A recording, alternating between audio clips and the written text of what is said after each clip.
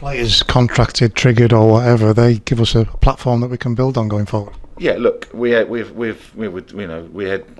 Hallam, Kelvin, Adam Collin, two youngsters, and then we've had obviously contract issues, progression with a number of players that Stephen sees as could be part of his squad. Could be, and again that would be reflected in their answers. We've obviously given a number of contract offers out, and we're waiting on one or two of those. We're probably sure on one or two as well. So we'll reflect on that. We'll be positive, and then it'll give the manager a base. Listen, there could still be changes. We'll see. But the agents are out prowling and swimming along as well, and looking for opportunities. And there's a number of good players out there that Stephen's recognised, and we've been looking at over the last 2 or 3 months. And that can be exciting for a manager. I think he's excited from it because it'll be his squad, it'll be his dynamic, it'll be his profile.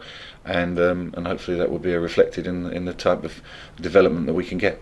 These younger players, it's quite exciting, the likes of Kerr and Branthwaite and McCarron and the others. It's exciting for the club that we're bringing these boys through.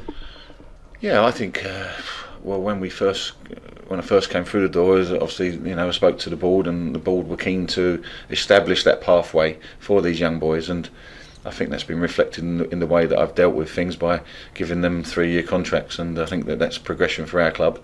They're good profiles, they're good young boys who've got the right mentality, but that we needed to bridge that gap from the youth team to the first team. And pre-season will be key to that, because I already know Stephen's plans with working along outside our very, very capable staff, in which we've just retained David Waldy, which is a big part of our club going forward.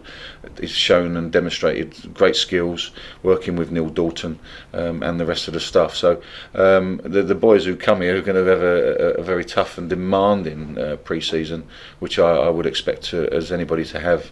Everybody's different, but this one will be significantly different to many others. The likes of Dev, Jonah, Louis Gray, those who've been offered, they get the 28-day period to make their decision. Is that frustrating for you, or do you just carry on planning regardless? I think the thing with all those boys is that we do have a barrier, we do have a limit that we can go to. We respectfully understand that there are other clubs that might value them and might have a bigger pot of money. The key to it is, for those boys, is that they're wanted here, as in Jamie Devitt.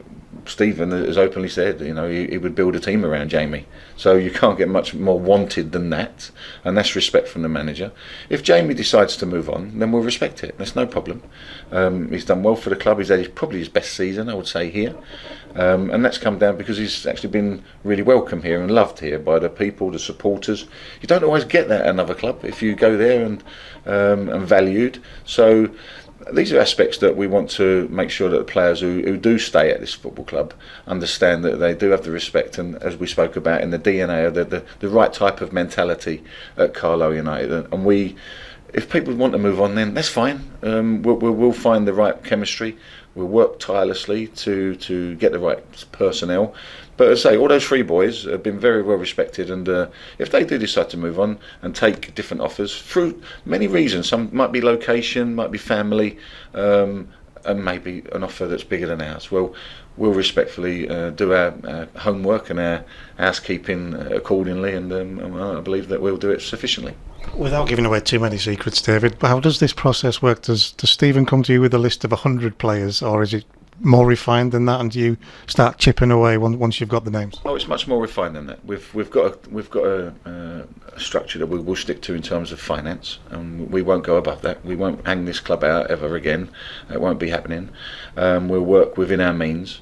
But no, in terms of profiling, we are changing the whole dynamic of the way that we play, and that's down to Stephen's demands. So each position will have a significant personnel that will go into it. It will fit a profile based on facts that we've seen throughout this season and last season. Not just the way that Carlisle played last year, but who went up last year and who's gone up this year.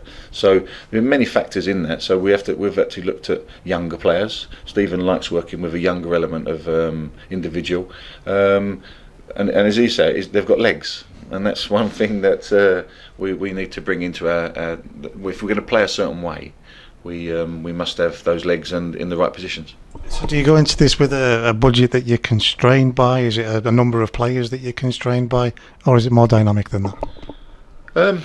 It's fruitful. It's fruitful, and we won't be apologetic in the fact that we don't have the biggest budget. But one thing we are good at, and we're very good in terms of design, and our design will be based on what we have and what we're able to use and utilise. But we won't be frugal. We'll be very economic but also careful. And in terms of recruitment, if it's a no, it's a no. We've got a plan B, and that's what I think that's vitally important to have in most situations.